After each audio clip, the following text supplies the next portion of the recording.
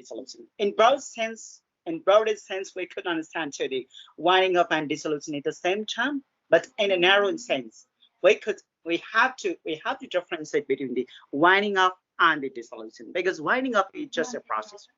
It is an initiation. It is a process through which the life of the company we bring into the trade. There is a winding up, and dissolution is the result. This is the result. That means that, yes, with the dissolution, the existence of the company or the legal personality of the company is ceased.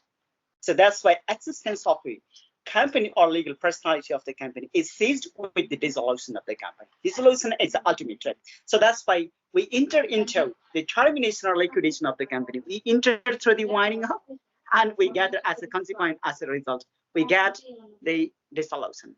So with the dissolution, company's legal personality is terminated and its legal personality is ceased. So there is slightly differences between winding up and the dissolution.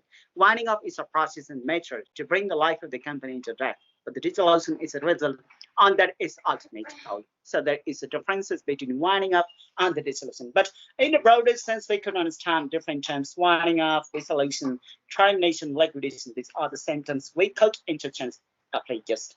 So this is the concept of winding up. Yes, this company is a legal person. It's created by law and dissolved by the law. It is existed only in the eye of law. So it's a legal person. It's an artificial person. It's created by law and ended by law. So this is the process. So process to end the company is related and concerned with the winding up. Yes, winding up is a process, and it is a method to end the life of the company. The liquidation and the dissolution, these are the terms we could understand. That's why the winding up of the company is defined as the condition. It's a kind of the condition that the life of the company is brought to an end. This is the term, and this is the conceptual framework of the winding up. So, yes, you people have to keep in mind that it's the liquidation, winding up, and termination and dissolution. These are the different terms we could interchange after yes. These are the different terms we can understand through this way. And yes, there is a definition given by the B.a.ll.b girl, the jurist of the Procedural law. It has defined to the concept of company law on the law in this way. B.a.ll.b girl has defined what is the meaning of winding up. That's one he has defined in this way. And taking the next one as asked for the section 2 of our Companies Act, and section 2 of the Companies Act has defined to the winding up in this way. So that's why the first one, the definition given by the B.a.ll.b girl, it has defined to the concept of winding up in this way. Yes, winding up of a company is a process. Yes, winding up of a company is a process. It is a method. It is the way process whereby the life of the company is ended. Life of the company is ending, and its property is administered for the benefit of its creditors and members. Yes, the property of a company is calculated by the liquidator, because clear, we should have to be clear that, yes, for the purpose of winding up, we should have to be appointed to the liquidator, and liquidator calculate everything, because the liquidation of the company, yes, creditors and members are there. So creditors, debt, and members refers to they are the shareholder. The profit of the company is given to shareholder, and the debt of the creditors should have to be paid out first. So that's why, for the purpose of winding up of a company, without payment of, without paid out of a sector of the company, without paid out of the creditors of the company can't be dissolved. It can't be terminated. So that's why, for the purpose of termination of the company, as winding up of the company is a process. It is a method whereby the life of the company is ended, and its property is administered. Its property administered for the purpose of benefit of its shareholder. It means that they are the investor. They are the same investor in a company. So that's why the assets, the company's assets should have to be paid out, debt should have to be paid out, and surplus, or the profit of the company, has to be given to its shareholder. That is the definition given by the B.a.ll.b girl. This is the definition. So yes, as per this section 294A of the Companies Act 2013, this is the definition given by the Indian Companies Act. So Indian Companies Act 2013 has defined to the concept of the winding up in this way. So winding up means winding up under the Company Act. Winding up refers to liquidation under the Insolvency and Bankruptcy Code. There is separate law in India. There is Bankruptcy or Insolvency Code 2016, and there is a Companies Act 2013. It refers to, yes, winding up is a kind of the liquidates insolvency and bankruptcy. So that's why, yes, there is generally two types of the winding up or dissolution of the company. Firstly, it's a compulsory winding up of a company, and next one is voluntary winding up. Two types of winding up is there. So we have to follow, for the purpose of a compulsory winding up, we have to follow the Insolvency Act. When you say to the Section 4 of the Insolvency Act, there is a provision mentioned about the compulsory winding up. The certain criteria has been clearly mentioned by the law. So that's why it's clear that when you say to the Section 126 and 136, 136, Section 136 of our Company Act is concerned to the compulsory winding up of a company, and Section 126 is concerned to the voluntary winding up of the company. There is different terms we could use. So that's why now the meaning of dissolution of the company. Yes, the meaning of the dissolution refers to there is a differences between what are the differences between the dissolution and the winding up. In simple word, I already told you that yes, winding up refers to it is one of the method and process to bring the life of the company into a dissolution, or termination. That's why winding up is a process, it's a method, it's a kind of the procedures to bring the life of the company into the drain. There is a winding up, but the dissolution refers to it is an ultimate goal. Its ultimate goal is consequence. With the dissolution of the company, with dissolution of the company, the life of the company or corporate personality of the company is ceased. So that's why, yes, dissolution is the end or it is the result of a winding up. So that's why winding up is a procedure, but dissolution is the result or it is a consequence of the dissolution. This is a consequence of the winding up that we call as a dissolution. So that's why dissolution is ultimate goal and winding up is a process. But these two terms we could interchangeably could be used. Can use interchangeably these terms. So there is difference between the dissolution and the winding up. And the similarity, next one is that legal entirety of a company continues at the commencement of the winding up. Yes. Once a company is incorporated, it is registered, and their legal existence is continued. That's the legal entirety of the company continues as the commencement of its business for the purpose of winding up, whereas dissolution brings the effort to an end of the company. Yes, with the dissolution, the life of the company is ended, so that's why it brings the effort to an end to the legal entirety of the company. So there is a difference between the winding up and the dissolution. So dissolution is referred to its ultimate goal, and winding up is just a kind of process method we have to apply. So with the winding up, with the beginning and initiation of a process, of the process of the winding up is started. So with that initiation of the winding up, we have to appoint the liquidator. Liquidators should have to be appointed for the purpose of the dissolution and winding up of the company. So that's why, yes, the company, there is the differences between the concept of the winding up and the dissolution. These are the terms. Dissolution is the ultimate goal, it's a result, it's a consequence. The winding up is a process and method. There is a difference. Now, yes, with the incorporation of a company, yes, incorporation of company, it gets burned, and with the dissolution and winding up, the company is spread. So that's why both are fulfilled due to the law and legal formalities. So we can't imagine too the concept of winding up and incorporation of a company without the law. We have to follow certain formalities, because certain requirements of law, certain procedures and methods we have to be followed. So that's why it's a process of the company. It's a threat. We bring the company into life by adapting to certain procedures and legal formalities of the law, and we also bring the life of the company into threat by adapting to certain procedures of law, certain legal formalities. That's why we know that there was one example, yes. So without, yes, once we have registered and incorporated company, even the nuclear bomb could not destroy the existence of the company until and unless we have to terminate the company by applying certain formalities and procedures of the law. That is the legal personality.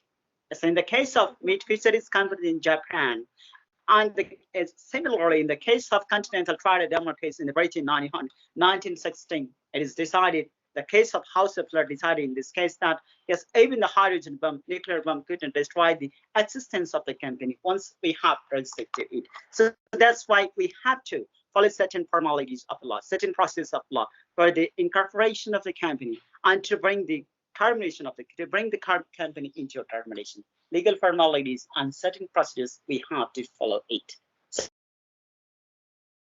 So this is the understanding and frameworks of the winding. There are two types of the winding up. First one is compulsory winding up, and the next one is voluntary winding up. And the two terms are there, two forms of the winding up is there, which are widely accepted principle, considered widely accepted and worldwide it is in practice. That is, they are the compulsory winding up, and next one is voluntary winding up. So our nebulous law and legal provision, we can categorize to nebulous legal provision. Basically, there are for most of the winding up. Basically, for most of the winding up, the voluntary winding up, compulsory winding of the company, liquidation by the order of the court, sometimes deregistration and cancellation, or striking of the registration. Sometimes it can be done by the OCR. So that's why, yes, these we have to deal firstly the two forms of the winding up. They are the compulsory winding up is their first one, and next one is voluntary winding. Compulsory winding up, according to the section 136, we have to follow these rules with the Insolvency Act. The company must remain insolvent for the purpose of compulsory winding up. In the time of solvency, we can't dissolve the company as a compulsory winding up. So, to apply the process of the compulsory winding up, the company must be insolvent. Company must be insolvent. That is a process of winding up. So that's a voluntary and compulsory winding up is there. So under the compulsory winding up, we can categorize to be yes, liquidation or the termination of the company by the order of the court and cancellation of the registration or deregistration through the OCR, Office of the Company Register, sometimes deregistration to the company's registration. So that's why liquidation by the order of the court and cancellation of the registration, it comes under the category of the compulsory winding up. We can analyze these two types of the winding up under the compulsory winding up of the companies. That's why generally, basically, our law has imagined four types of the four modes or four forms of the winding up of the company. But all widely accepted concept or forms is that the two types of the winding up. First one is compulsory winding up of a company, and next one is the voluntary winding up of the company. So these are the different terms we could use. And now we'll see through the voluntary winding up. What is the concept of voluntary winding up? Yes, as per the section 126 of our Companies Act, it has mentioned about the voluntary winding up. So there are two types of the voluntary winding up. First one is by adopting a special resolution, company could be voluntarily wound up. It could be voluntarily wound up. And second one is in the situation of solvency. But for the purpose of apply the process and procedures of the voluntary winding up, company must be in a solvent situation. Because in the situation of solvency, only in the situation of solvency, we could apply the process of the voluntary winding up. So that's why the situation must be insolvent. The situation of it must be solvent. For the purpose of the compulsory winding up, there is insolvency in the company. But for the purpose of the voluntary winding up, the company must be insolvent, first one, and second by adopting a special resolution by the AGM of the company. Through the annual general meeting, by adopting a special resolution, we could be on off to the company. So the voluntary winding up of a company starts with the special resolution adopted by the company in its annual general meeting. That is a process. So as per the section 126, the Company Act of Nepal, the shareholder of the company may liquidate the company either by adopting the special resolution through the general meetings. That's why it's a process. For the purpose of to apply the concept of voluntary winding up by adopting a special resolution by the shareholder, company could be wound up, and during the time of solvency. The solvency is essential requirement and criteria to one of or to dissolve the company is important matter. So that's why to apply the voluntary winding up, company must be solvent and by adopting a special resolution. It is mentioned section 126 of our Company Act. So we can operate. And there are two types of the voluntary winding up. First one is members voluntary winding up, and next one is creditors voluntary winding up. Members voluntary winding up and creditors voluntary winding up. Two types of the voluntary winding up is there. Sometimes, yes, people may say that, yes, we have already regulated and we have already registered and regulated the company more than 5 years, 10 years, 50 years, 20 years. Now, the shareholders of a company can say that, oh, now it's enough. Enough and enough. We should not have to regulate the company for the more year. They could say that we call as a voluntary winding up, as a shareholders voluntary winding up. So because of the, yes, we have the purpose, our purpose is met, and now it's better to close the company now, they could say. So that we call as a shareholders voluntary winding up. Shareholders sometimes voluntarily own off to the company. So voluntarily they could own up the company, they could be owned of the company. They could go and move into winding up the company voluntarily to a shareholder or promoter or existing shareholder. That we call shareholders voluntary winding up express. And next is that sometimes the creditors of a company, creditors refers to they have provided the loan to the company because they have to, their debts should have to be paid out by the company. That we call as a creditors voluntary winding up. There may be credits in the company because company can take a loan, company can take a credit by the different people from the different institutions. So that's why a creditors voluntary winding up refers that. The creditors sometimes they are agreed, they provide the consent, and they may have agreed to dissolve the company and to wind up the company because their creditors are agreed, they may provide the consent to voluntarily wind up to the company. So creditors voluntary winding up without, so it is important that you have to keep in your mind is that it's very important. Without paying out, without paying the debt and liabilities of the creditors, company can't be dissolved.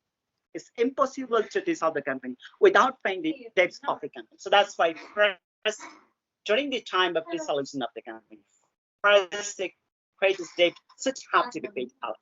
First creditors debt should have to be paid out, then it became the concept under the first we have to pay out the debt of creditors. That is most important part. So that's why the voluntary winding up we can categorize into two forms. First one is the members voluntary winding up is concerned to the shareholders voluntary winding.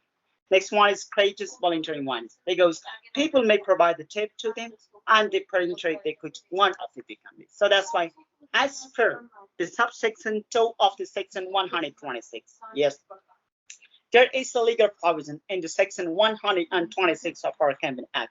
There is a provision regarding the voluntary winding up. Section 126 says as the requirement and process they have to follow. So section 126 says that if the company is able to pay its debts at the time, if the company is capable, they are able to pay of the whole debts and other liabilities of the company at the time people may own of the company. That is the provision mentioned in the section 126. Because for the purpose of the voluntary winding up, company must be in a situation of solvency. Because in the situation of insolvency, the company can't go in the voluntary winding up. So for the purpose of voluntary winding up, the company is able to pay its debts and other liabilities. Debts and other liabilities of the company should have to be paid out. First one. And next one is there must be solvent company. Yes, for the purpose of the voluntary winding up of the company must be in a situation of the solvency. Company must be solvent. There is an essential matter and criteria. And there must be declaration in a winding up in the writing of the directors to pay the debts and liabilities. Yes, the directors or the promoters of the company should have to be given the commitment in a written form. They could give a written form, a kind of the commitment in a written form. Yes, we are ready to pay out your liabilities and your debts. They could say to the creditors, and they could voluntarily one up to the company. So that's why it's a kind of thing, by making a commitment in a written form. Written commitment can be made by its director and shareholder to its creditors. Yes, creditors, your liabilities and your debt we are ready to pay out. They could say so. In this way, they could voluntarily own up to the company. So these are the certain criteria, these are certain measures and procedures of the voluntary winding up of the company. So by adopting a special regulation, so the annual general meeting of the company, as company can be owned up.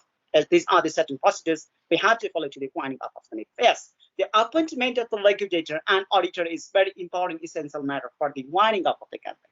Yes, for the purpose of the winding up, we should have to appoint to the liquidator. Voluntarily, we appoint to the liquidator and auditors. Liquidator can be any individual and they can be any legal person, legal entity, or any legal company can work as they are working in the areas of the liquidator.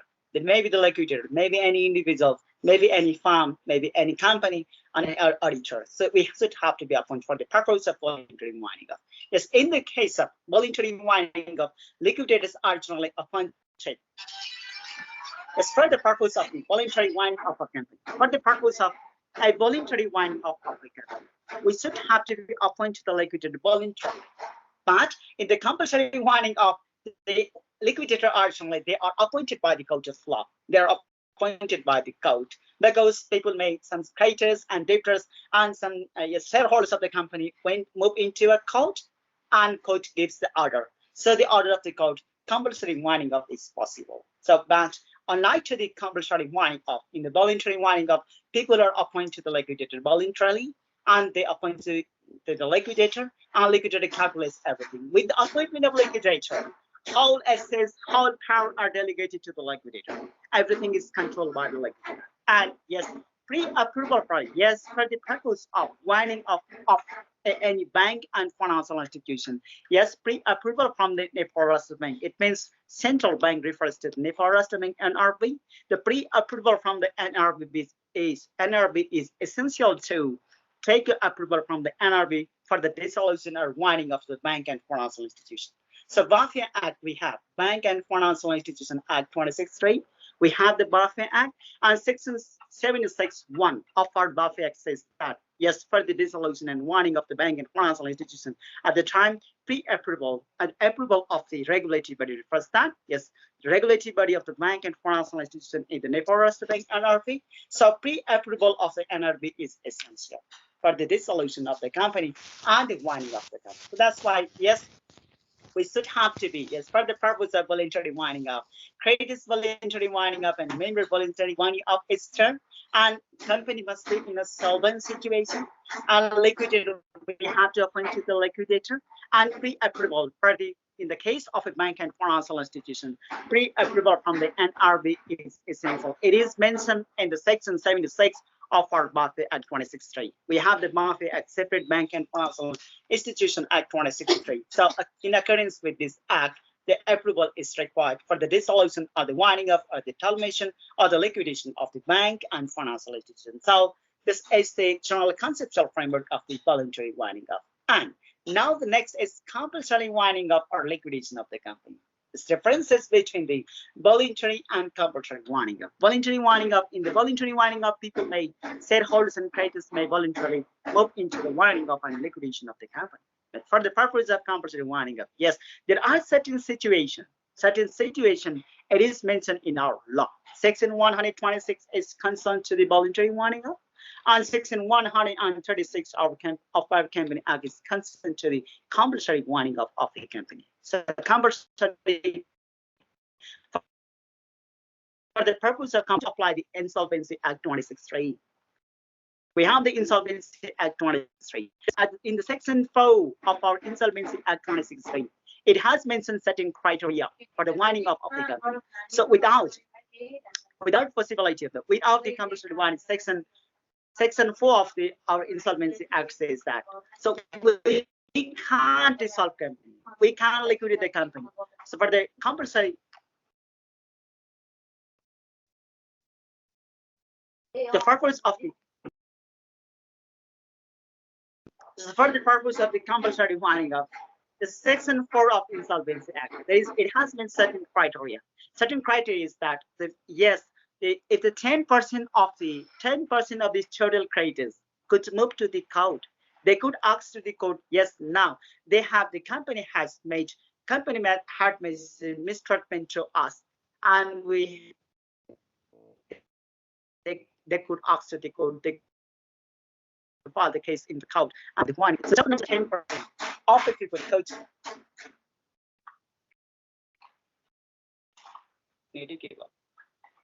Yes, from the total number of the 10% of the creditors and the 5% of the debenture holder and the 5% of the shareholders of the company, they could move to the court. These are the certain criteria for the compulsory winding up. So only the compulsory winding up of the company is possible through the order of the court. Because the people may move to the court, the creditors of the company, shareholders of the company, and debenture holders of the company could move to the court, and they could ask to the court. They could file the case in the court, and they could ask to the court, and court may give the order for the compulsory winding up. And with this case, with these orders, and court also appoints to the liquidator. In the compulsory winding up, court also appoints to the liquidator. So that's why if any company is declared as an insolvent situation, first requirement is that the company must be in insolvent situation.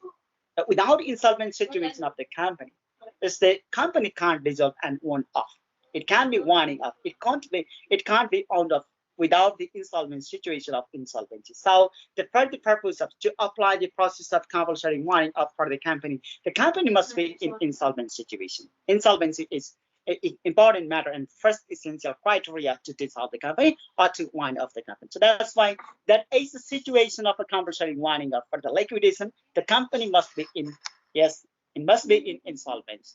And when you say to the section 4 of our Insolvency Act 2063, a legal provision of our Company Act 136 is concerned to the compulsory winding up, and there is mentioned in the Insolvency Act 2063. Our Insolvency Act 2063 has described certain criteria or certain requirement for the compulsory winding up of the company. The first one is that the company itself, which is in an insolvent condition, the first and foremost important criteria for the compulsory winding up of the company itself must be in an insolvent condition, first one. And second, at least, yes, creditors who has invested at least 10% of total credit. The creditors must be 10% creditors could move to the court. They could file the case. They could ask to the court to dissolve the company and to give the orders to wind up our company. 10% of total creditor and 5% of the total shareholder. The shareholders who has subscribed at least 5% of share. The minority shareholder could move to court to ask to wind up of the company. That's a 5% from the shareholders and 5% from the total debenture holder. Debenture holder refers to those the institution who has paid out the debt to the company that we call as a debenture. So from the 5% debenture holder and the 5% from the shareholder, 10% credit holders could ask to the court to wind up the company. They could move to the court for the purpose of winding up of the company. So these are the criteria mentioned in section 4 of our Insolvency Act 2063. So the liquidator appoint for the purpose of liquidation of the company. So the court of law could appoints to the liquidator, and the concerned authority and regulatory authority says that yes, the Insolvency Act section 4 has mentioned these are the certain criteria. So Insolvency Act section 4 and 5 has mentioned about these criteria. With this criteria, with following this criteria, the company can be dissolved compulsory. So that's why compulsory winding up refers to it is a winding up and liquidation of the company, which is possible through the order of the court. Court could give the order. These are the certain criteria. So this is the differences between the voluntary winding up and the company. In the voluntary winding up, people may voluntarily move to the court. The people may voluntarily winding up the company by appointing liquidator. But in the compulsory winding up, people may move to the court.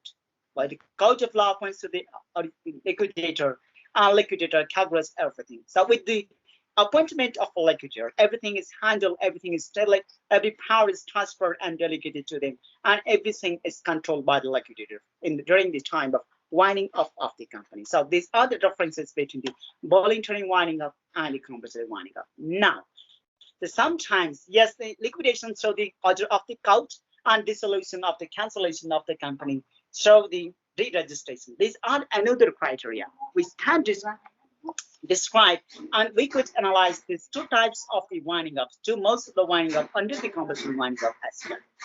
Because the winding up through the order of the court, it comes under the compulsory winding up, and dissolution and deregistration, or striking off of the registered company, is also comes under the. We can also analyze these two forms of the winding up under the compulsory winding up. So, generally, we can classify to the winding up into two forms, voluntary and compulsory winding up, and winding up through the order of the court, and winding up through the cancellation of registration. It also comes under.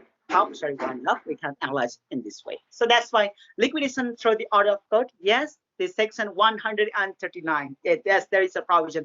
Even the minority shareholder could move to the court. Fair treatment, there should not be any operation and mistreatment on any such of the anxiety, any such of the separation operation should not be done by the in the name of the majority. We know that in a democracy, the decision of a majority should have to be respected, but the equal treatment and due treatment has to be given to all the shareholders in a company. So that's why in company there may be separation operation to the minority shareholder. At the time, the minority could file the case in the court on behalf of a company. It is mentioned in the section 138, 39, and 40 of our company.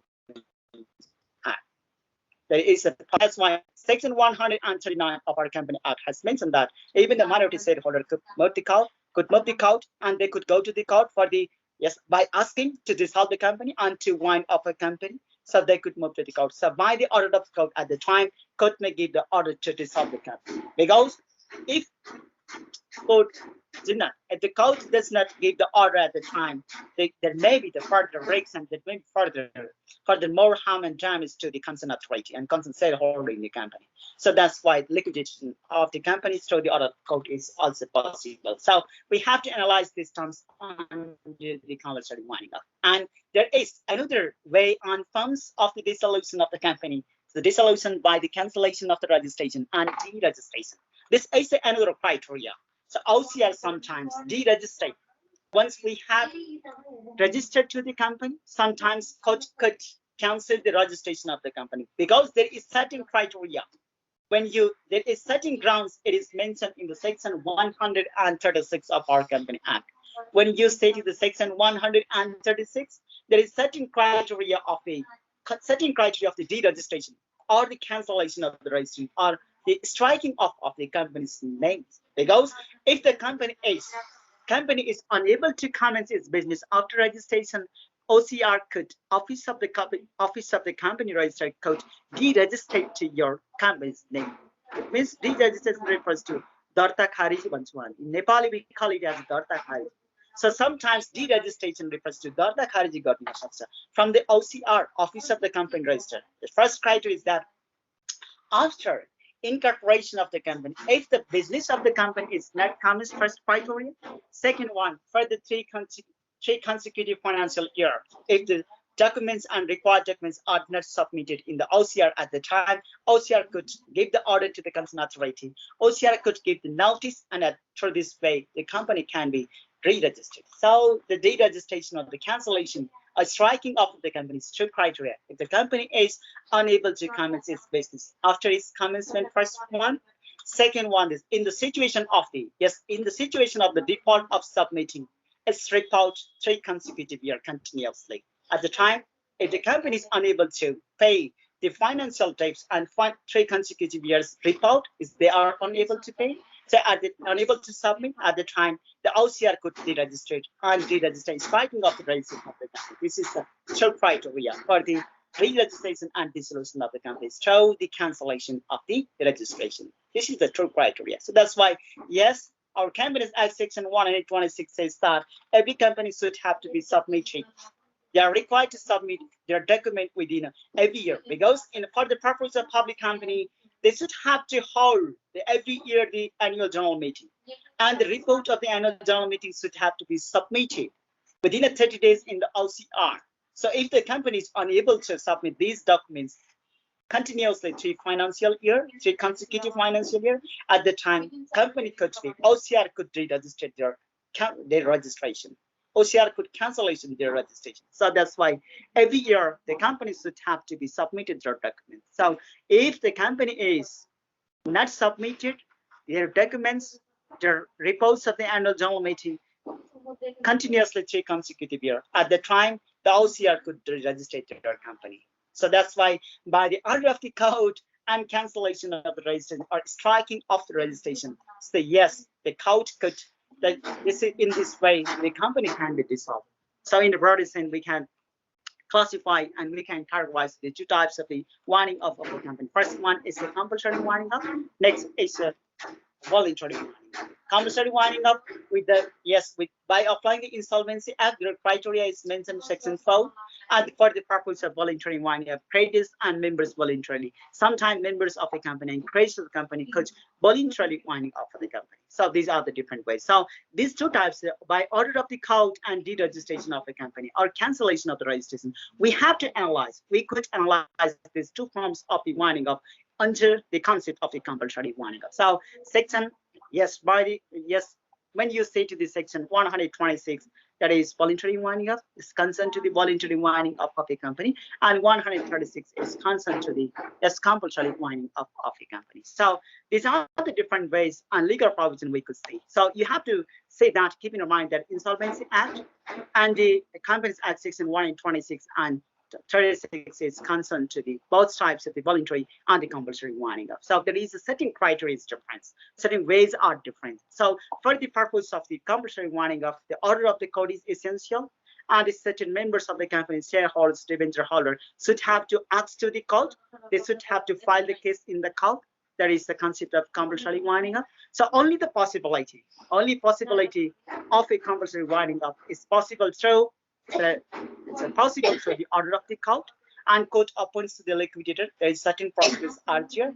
For the purpose of voluntary winding up, sometimes shareholders and creditors could voluntary wind up of the company. But the one important thing is that in the compulsory winding up, the company must be in insolvent situation.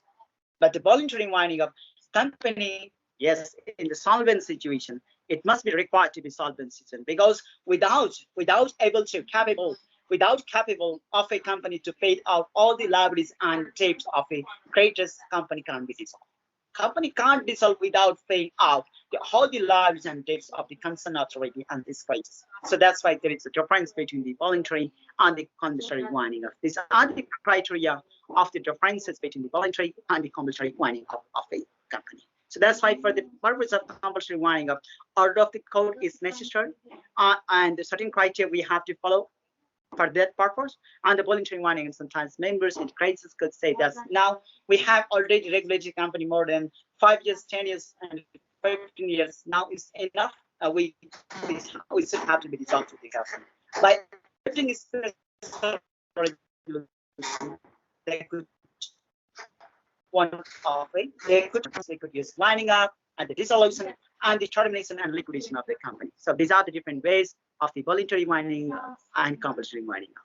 According to the section 126 of our Company Act, there is consent to the voluntary winding up, and 136 is related to the consent with the compulsory winding up. In a broad sense, we can classify the two forms of the winding up. First one is voluntary winding up, and next is compulsory winding up of a company. Okay, the class is over for now today.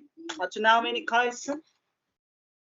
And tomorrow we'll say the power, function, and duties of the liquidator, because for the purpose of the winding up of the company, it should have to appoint to the liquidator. Without appointment of liquidator, it's impossible to wind up a company. It's impossible to liquidate the company. So that's why we have to appoint liquidator. The power, function, and duties we'll see tomorrow. The section 131 of our Company Act has mentioned certain power and responsibility and function of liquidator, and what the liquidator will do during the time of the proceedings of the winding up and dissolution will say tomorrow. Okay,